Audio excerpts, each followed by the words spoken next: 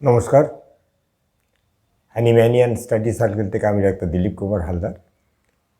এই যে রুব্রিক পর্ব শুরু করেছি, আজকে তার অষ্টম পর্ব, পার্ট 8।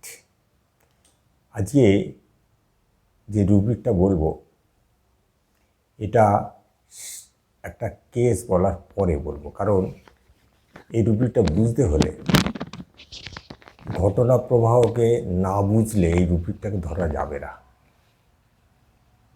আমাদের মাস্টারমশাই একটা কেস বলবো, যেটা স্টেপ বাই স্টেপ দেখলে আমরা অটোমেটিক্যালি ওষুধে পৌঁছে যাব। তাই রুব্রিকটা আমি পরে বলবো।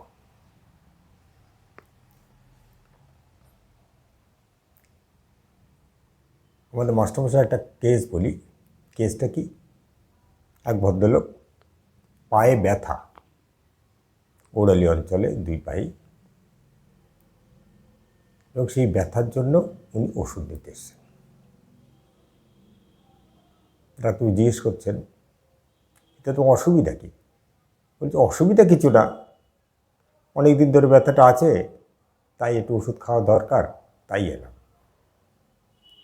তার মানে ও গুরুত্বই দিচ্ছে না। অর্থাৎ এই সাধারণ কতগুলো কথার উপর নির্ভর করে দু একটা ওষুধ একবার দুবার দিয়েছেন, কিন্তু বিশেষ কোনো লাভ হয়নি। যখন থার্ড ডে উনি এলেন, এক 52-53 বছরের এক ভদ্রলোক, এইবার আমাদের মাস্টারমশাই ওনাকে ডিটেলসে জিজ্ঞেস করছেন ব্যাপারটা কি। অর্থাৎ উনি এই মানুষটা কে এটা খোঁজার চেষ্টা করছেন। কিন্তু আপনি কী করেন? বলে, আমি গেঞ্জির কারখানায় কাজ করি। কি করতে হয় সেখানে? বলতে বলতে উনি বলছেন, সকালে যাই, সারাদিন কাজ করি, কাজ ফুরনে হয়, অর্থাৎ যে বেশি করবে তার বেশি পয়সা। অনেক সময়ই আমরা কম্পিটিশানে কাজ করি, অন্য যেটা কম বয়সের ছেলেরা আছে তাদের সঙ্গে কম্পিটিশানে কাজ করি, এবং বেশিরভাগ দিনই আমার সবচেয়ে বেশি প্রোডাক্ট হয় এবং আমার কাজ সবচেয়ে নিখুঁত হয়।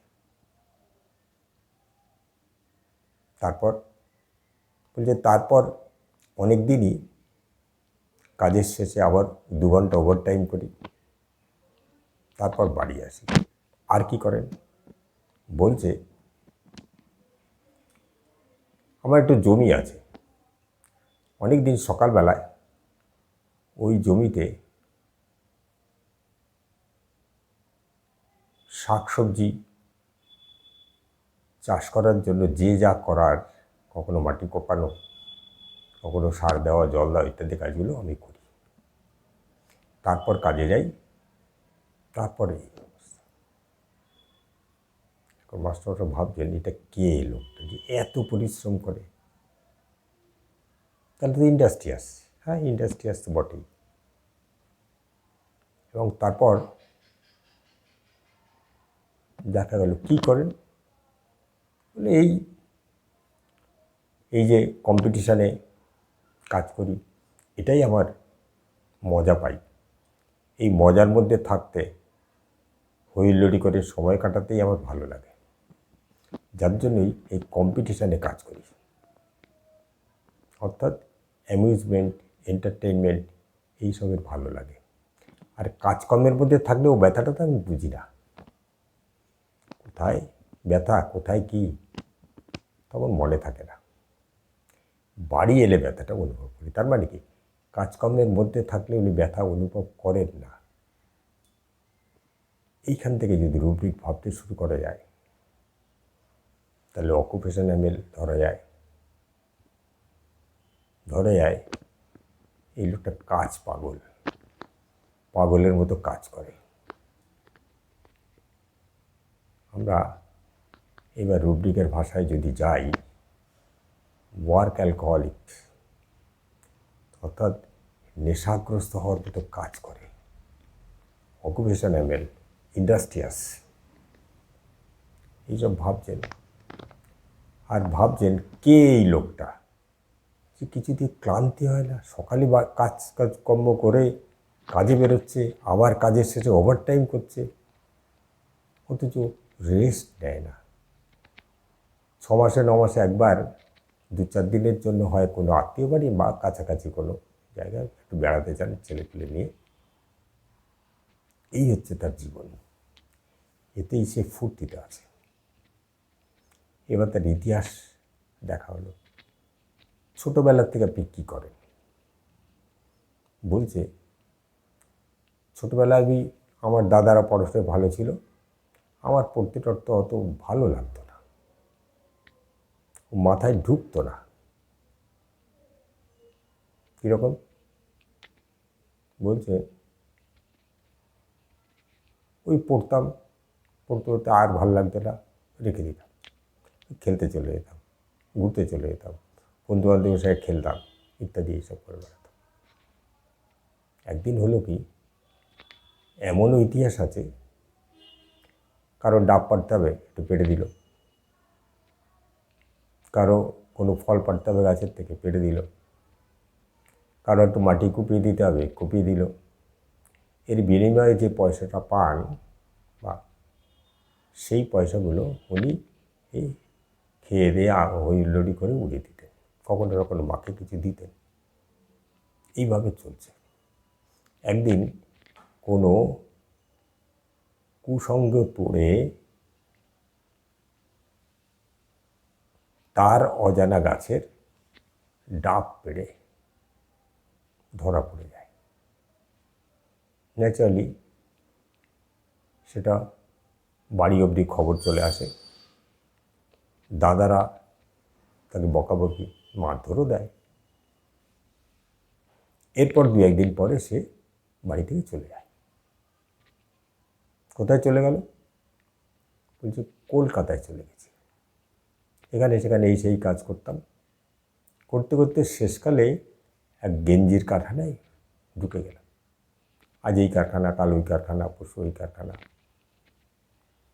এবং ওই কাজ করতাম, যা পেতাম হইলড়ি করে উড়ে যেত। এইভাবে যখন বড় হলাম তখন আবার এই দেশের দিকে ফিরলাম,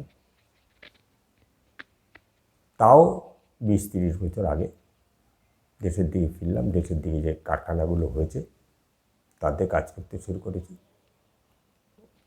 সেখানে এইভাবে কাজ করি, কম্পিটিশানে কার কত হবে, বেশিরভাগ দিনে আমিই জিতি।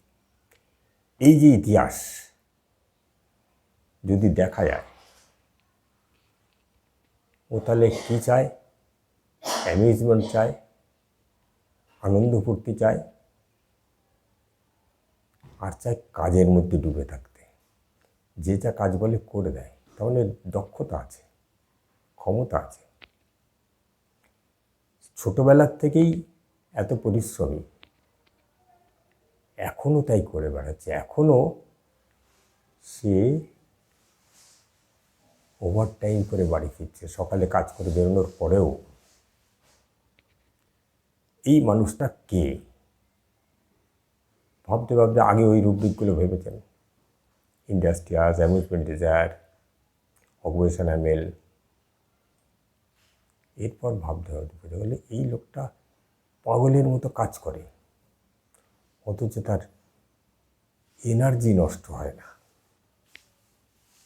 এটাই একটা রুব্রিক খোঁজার চেষ্টা করে একটা রুব্রিক পাওয়া গেল, delusion, fatigue, work, fatigue without, single piper methysticum, common name kava kava, একটা গাছের অর্থাৎ ভেজিটেবল কিংডমের ওষুধ। তো এর চরিত্র কি, এ কখনোই ক্লান্ত হয় না, অফুরন্ত এনার্জি, আর কাজের মধ্যে থাকলে তার কোনো কথাই মনে থাকে না। সেই মানুষটার মধ্যেই পাওয়া যায় concentration difficult, confusion of mind, reading while, এছাড়া prostration of mind, reading while, সেখানেও পাওয়া যাবে।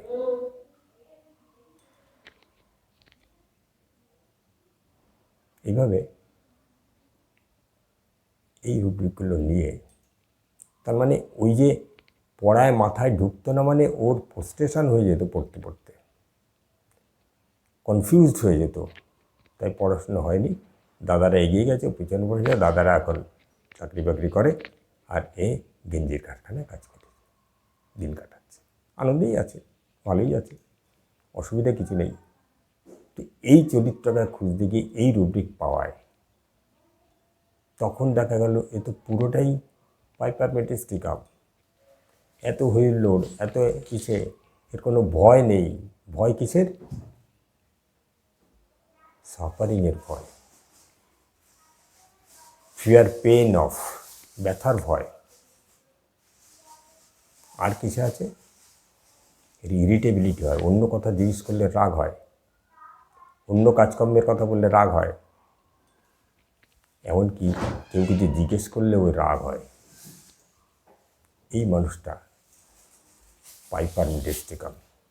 এবং এটা বুঝতে হলে তার গোড়াগুড়ি সমস্ত কিছু না শুনলে এই ওষুধে পৌঁছানো সম্ভব নয়। তাই এই ঘটনা থেকে আমাদের দুটো জিনিস মাথায় রাখতে হবে, যে সিমটমস যখন শুনব, ইতিহাস ঘেঁটে দেখে শুনতে হবে, তার আদ্যপ্রান্ত বুঝতে হবে। সব কথা না শুনে কোনো ওষুধে পৌঁছানোর চেষ্টা করলে ভুল হবে। এবং কি করছে, কেন করছে, কেমন করে করছে, এটা যেমন বুঝতে হবে, তার রিয়াকশানটাও বুঝতে হবে। এখানে এত কাজ করে, কখনো রাগ করে না। এই রাগের কোনো রুব্রিকে পাইপার মেটিস্টিকাম নেই, বিশেষ ফিয়ারও নেই, শুধু সাফারিংয়ের ভয়, ব্যথার ভয়। এইসব দুটো তিনটে পেনের রুব্রিক আছে। এই দেখেই আমরা পাইপার মেটিস্টিককে চিনতে পারব। এটাই আজকের rubric, delusion, fatigue, work, fatigue without. Thank you.